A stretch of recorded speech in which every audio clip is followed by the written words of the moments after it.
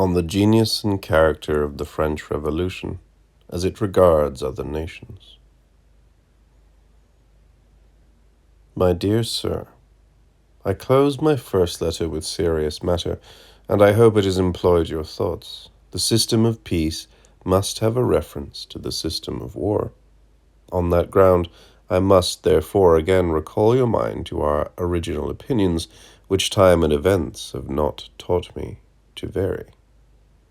My ideas and my principles led me, in this contest, to encounter France not as a state, but as a faction. The vast territorial extent of that country, its immense population, its riches of production, its riches of commerce and convention, the whole aggregate mass of what in ordinary cases constitutes the force of a state, to me were but objects of secondary consideration. They might be balanced, and they have been often more than balanced. Great as these things are, they are not what make the faction formidable. It is the faction that makes them truly dreadful. The faction is the evil spirit that possesses the body of France, that informs it as a soul, that stamps upon its ambition and upon all its pursuits a characteristic mark which strongly distinguishes them from the same general passions and the same general views in other men and in other communities. It is that spirit which inspires into them a new, a pernicious, and desolating activity. Constituted as France was 10 years ago, it was not in that France to shake, to shatter, and to overwhelm Europe in the manner that we behold. A sure destruction impends over those infatuated princes who, in the conflict with this new and unheard-of power, proceed as if they were engaged in a war that bore a resemblance to their former contests, or that they can make peace in the spirit of their former arrangements or pacification. Here the beaten path is the very reverse of the safe road. As to me, I was always steadily of opinion that this disorder was not in its nature intermittent. I conceived that the contest, once begun, could not be laid down again to be resumed at our discretion, but that our first struggle with this evil would also be our last. I never thought we could make peace with the system, because it was not for the sake of an object we pursued in rivalry with each other, but with the system itself, that we were at war. As I understood the matter, we were at war not with its conduct, but with its existence, convinced that its existence and its hostility were the same. The faction is not local or territorial. It is a general evil. Where it least appears in action, it is still full of life. In its sleep it recruits its strength and prepares its exertion. Its spirit lies deep in the corruptions of our common nature, the social order which restrains it, feeds it. It exists in every country in Europe, and among all orders of men in every country who look up to France as to a common head. The center is there. The circumference is the world of Europe, wherever the race of Europe may be settled. Everywhere else the faction is militant. In France it is triumphant. In France is the bank of deposit and the bank of circulation of all the pernicious principles that are forming in every state. It will be a folly scarcely deserving of pity, and too mischievous for contempt, to think of restraining it in any other country whilst it is predominant there. War, instead of being the cause of its force, has suspended its operation. It has given a reprieve, at least, to the Christian world. The true nature of a Jacobin war in the beginning was, by most of the Christian powers, felt, acknowledged, and even in the most precise manner declared. In the joint manifesto published by the Emperor and the King of Prussia on the 4th of August, 1792, it is expressed in the clearest terms, and on principles which could not fail, if they had adhered to them, of classing those monarchs with the first benefactors of mankind. This manifesto was published, as they themselves express it, to lay open to the present generation, as well as to posterity, their motives, their intentions, and the disinterestedness of their personal views, taking up arms for the purpose of preserving social and political order amongst all civilized nations, and to secure to each state its religion, happiness, independence, territories, and real constitution. On this ground, they hoped that all empires and all states ought to be unanimous, and becoming the firm guardians of the happiness of mankind, that they cannot fail to unite their efforts to rescue a numerous nation from its own fury, to preserve Europe from the return of barbarism, and the universe from the subversion and anarchy with which it was threatened. The whole of that noble performance ought to be read at the first meeting of any Congress which may assemble for the purpose of pacification. In that peace, these powers expressly renounce all views of personal aggrandizement, and confine themselves to objects worthy of so generous, so heroic, and so perfectly wise and politic an enterprise. It was to the principles of this consideration, and to no other, that we wished our sovereign and our country to accede, as a part of the Commonwealth of Europe. To these principles, with some trifling exceptions and limitations, they did fully accede, and all our friends who did take office acceded to the ministry, whether wisely or not, as I always understood the matter, on the faith and on the principles of that declaration. As long as these powers flattered themselves that the menace of force would produce the effect of force, they acted on those declarations, but when their menaces failed of success, their efforts took a new direction. It did not appear to them that virtue and heroism ought to be purchased by millions of rix dollars. It is a dreadful truth, but it is a truth that cannot be concealed. In ability, in dexterity, in the distinctness of their views, the Jacobins are our superiors. They saw the thing right from the beginning. Whatever were the first motives to the war among politicians, they saw that it is, in its spirit and for its objects, a civil war, and as such they pursued it. It is a war between the partisans of the ancient, civil, moral, and political order of Europe against a sect of fanatical and ambitious atheists, which means to change them all. It is not France extending a foreign empire over other nations.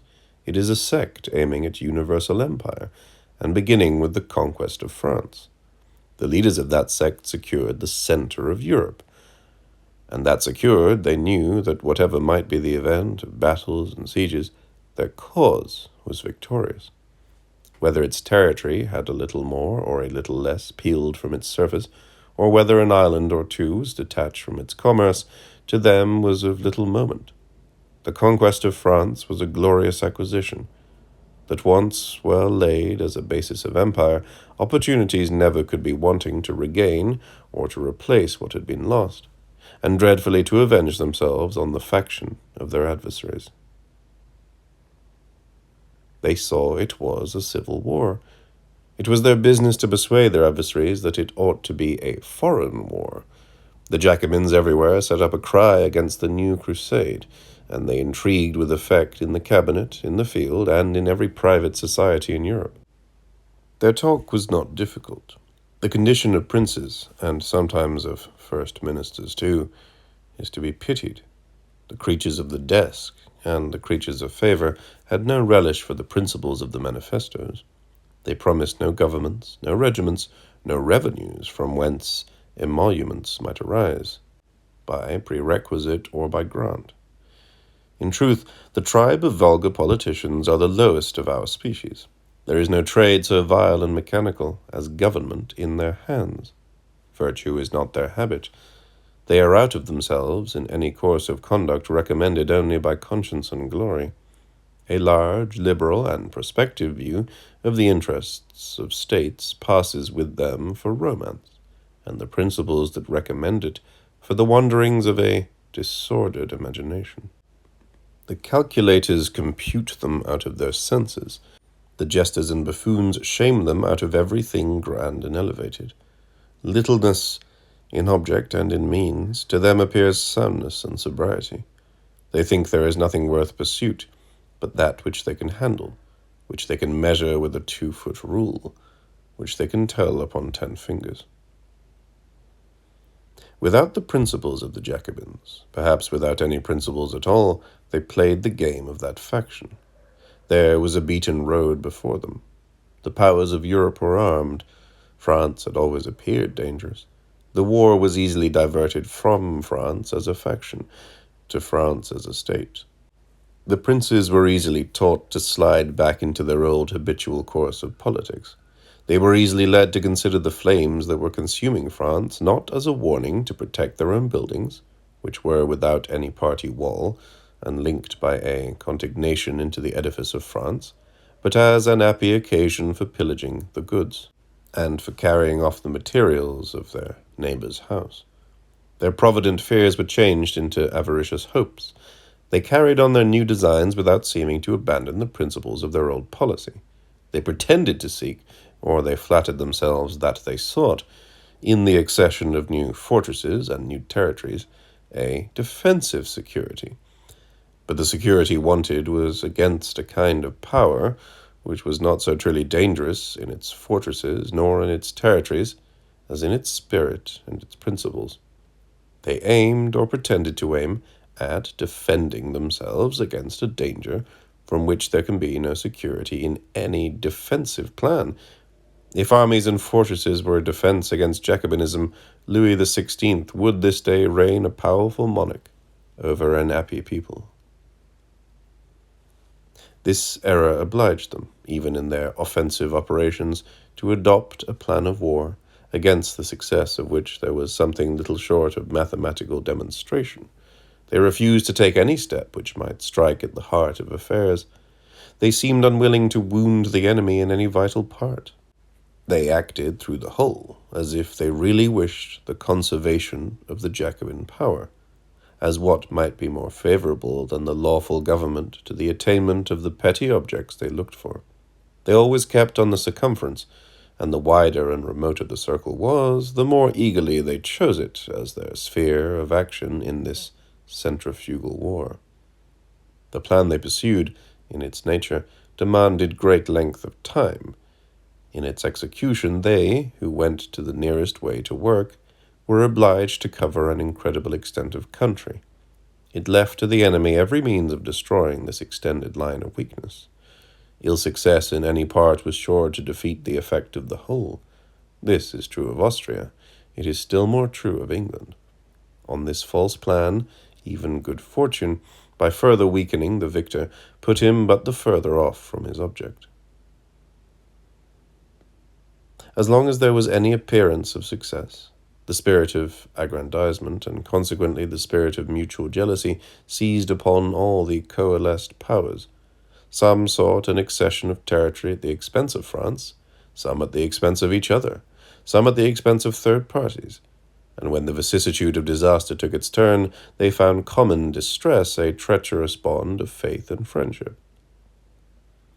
The greatest skill conducting the greatest military apparatus has been employed, but it has been worse than uselessly employed through the false policy of the war. The operations of the field suffered by the errors of the cabinet.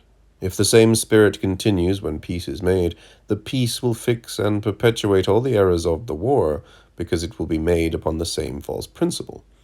What has been lost in the field may be regained. An arrangement of peace, in its nature, is a permanent settlement.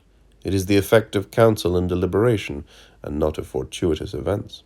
If built upon a basis fundamentally erroneous, it can only be retrieved by some of those unforeseen dispositions which the all-wise but mysterious governor of the world sometimes interposes, to snatch nations from ruin.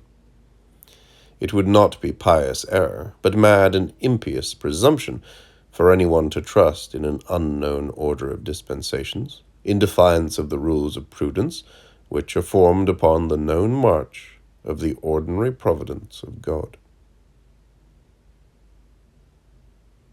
It was not of that sort of war that I was amongst the least considerable, but amongst the most zealous advisers. And it is not by the sort of peace now talked of that I wish it concluded. It would answer no great purpose to enter into the particular errors of the war.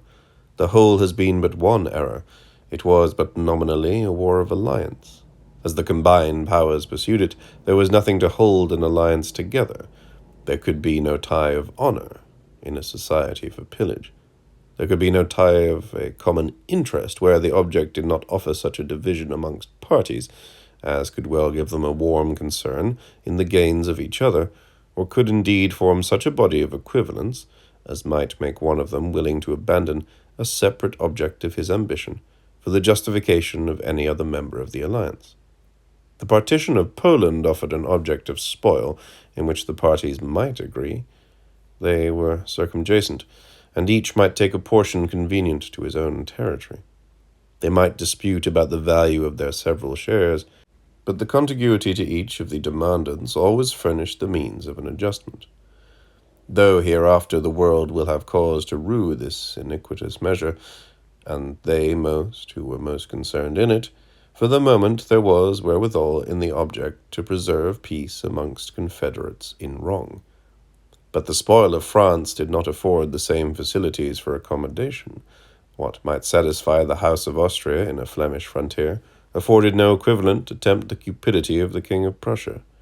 What might be desired by Great Britain in the West Indies must be coldly and remotely, if at all, felt as an interest at Vienna, and it would be felt as something worse than a negative interest at Madrid.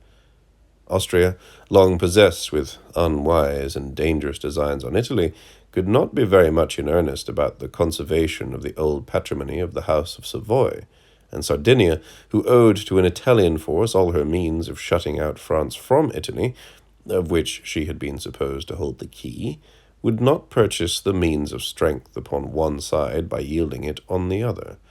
She would not readily give the possession of Novara for the hope of Savoy. No continental power was willing to lose any of its continental objects for the increase of the naval power of Great Britain, and Great Britain would not give up any of the objects she sought for as the means of an increase to her naval power to further their aggrandizement. The moment this war came to be considered as a war merely of profit, the actual circumstances are such that it never could become really a war of alliance. Nor can the peace be a peace of alliance until things are put upon their right bottom. I don't find it denied that when a treaty is entered into for peace, a demand will be made on the regicides to surrender a great part of their conquests on the continent. Will they, in the present state of the war, make that surrender without an equivalent? This continental cession must, of course, be made in favor of that party in the alliance that has suffered losses. That party has nothing to furnish towards an equivalent. What equivalent, for instance, has Holland to offer, who has lost her all? What equivalent can come from the Emperor, every part of whose territory is contiguous to France is already within the pale of the regicide dominion? What equivalent has Sardinia to offer for Savoy and for Nice, I may say for her whole being? What has she taken from the faction of France? She has lost very nearly her all, and she has gained nothing. What equivalent has Spain to give? Alas, she has already paid for her own ransom the fund of equivalent, and a dreadful equivalent it is, to England and to herself. But I put Spain out of the question. She is a province of the Jacobin Empire, and she must make peace or war according to the orders she receives from the Directory of Assassins. In effect and substance, her crown is a fief of regicide. Whence, then, can the compensation be demanded? Undoubtedly from that power which alone has made some conquests. That power is England. Will the Allies then give away their ancient patrimony, that England may keep islands in the West Indies? They never can protract the war in good earnest for that object, nor can they act in concert with us in our refusal to grant anything towards their redemption. In that case we are thus situated. Either we must give Europe, bound hand and foot to France, or we must quit the West Indies without any one object, great or small, towards indemnity and security. I repeat it, without any advantage whatever, because, supposing that our conquest could comprise all that France ever possessed in the tropical America, it can never amount, in any fair estimation, to a fair equivalent for Holland, for the Austrian Netherlands, for the Lower Germany, that is, for the whole ancient kingdom or circle of Burgundy, now under the yoke of regicide, to say nothing of almost all Italy under the same barbarous domination. If we treat in the present situation of things, we have nothing in our hands that can redeem Europe, nor is the Emperor, as I have observed, more rich in the fund of equivalents. If we look to our stock in the Eastern world, our most valuable and systematic acquisitions are made in that quarter. Is it from France they are made? France has but one or two contemptible factories, subsisting by the offal of the private fortunes of English individuals to support them in any part of India. I look on the taking of the Cape of Good Hope as the securing of a post of great moment.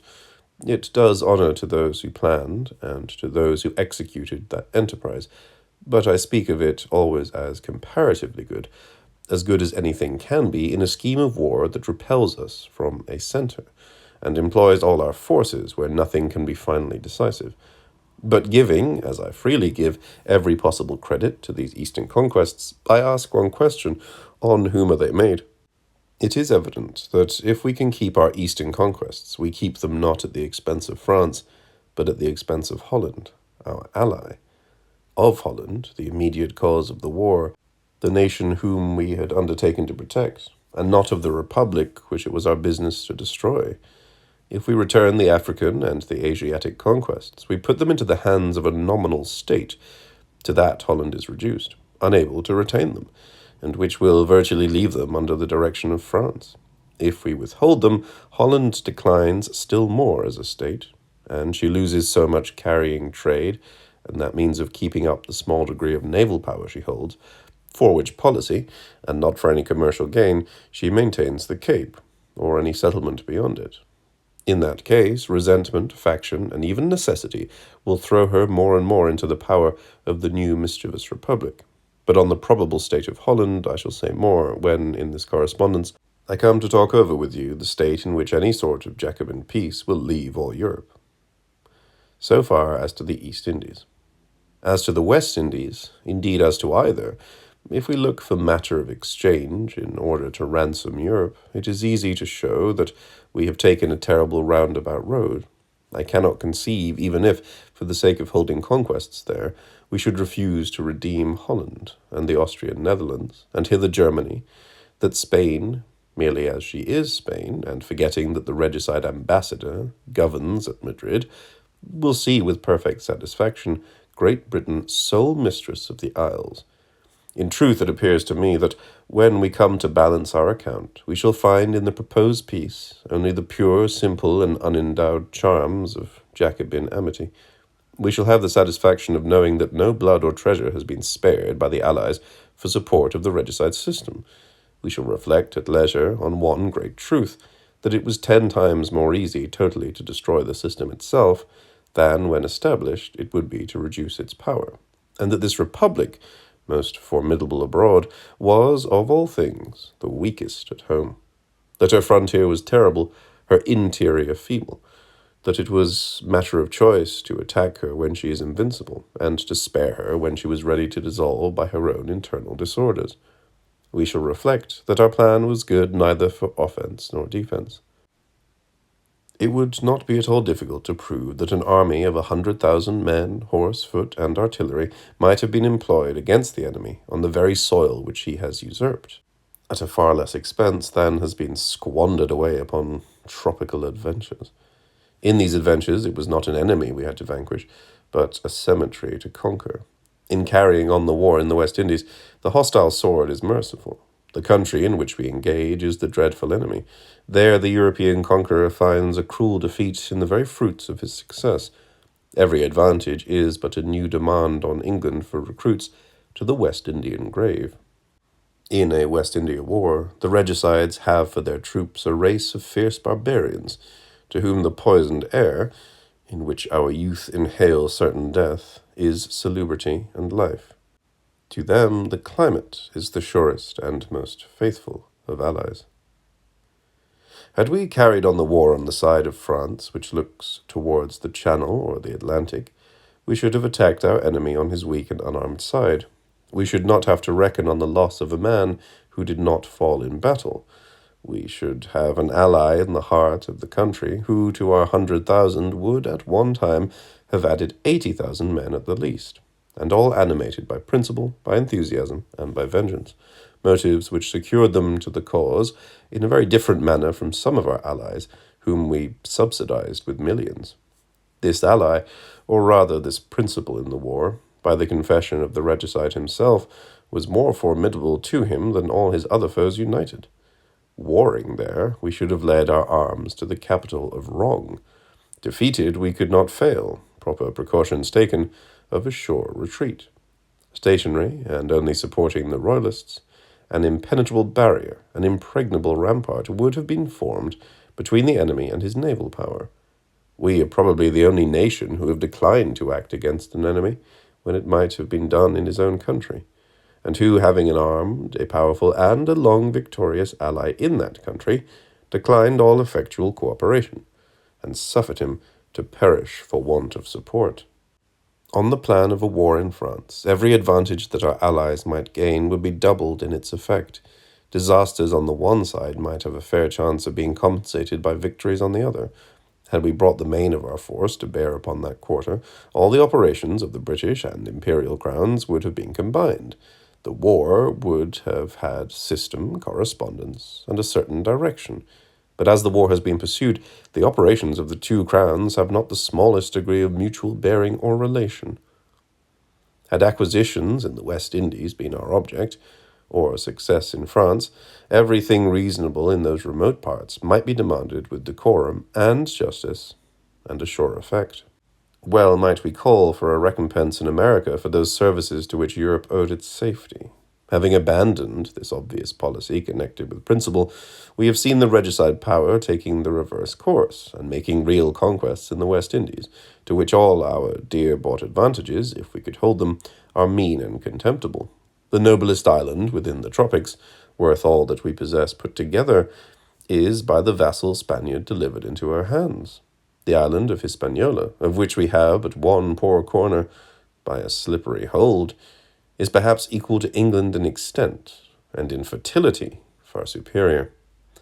The part possessed by Spain of that great island, made for the seat and centre of a tropical empire, was not improved, to be sure, as the French division had been, before it was systematically destroyed by the cannibal Republic. But it is not only the far larger, but the far more salubrious and more fertile part. It was delivered into the hands of the barbarians without, as I can find, any public reclamation on our part, not only in contravention of one of the fundamental treaties that compose the public law of Europe, but in defiance of the fundamental colonial policy of Spain herself. This part of the Treaty of Utrecht was made for great general ends, unquestionably, but whilst it provided for those general ends, it was an affirmance of that particular policy. It was not to injure but to save Spain by making a settlement of her estate which prohibited her to alienate it to France. It is her policy not to see the balance of West Indian power overturned by France or by Great Britain. Whilst the monarchy subsisted, this unprincipled cession was what the influence of the elder branch of the House of Bourbon never dared attempt on the younger. But cannibal terror has been more powerful than family influence. The Bourbon monarchy of Spain is united to the Republic of France by what may be truly called the ties of blood. By this measure, the balance of power in the West Indies is totally destroyed. It has followed the balance of power in Europe. It is not alone what shall be left nominally to the assassins, that is theirs. Theirs is the whole empire of Spain in America. That stroke finishes all.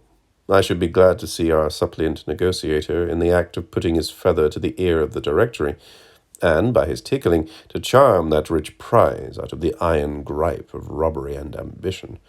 It does not require much sagacity to discern that no power wholly baffled and defeated in Europe can flatter itself with conquests in the West Indies.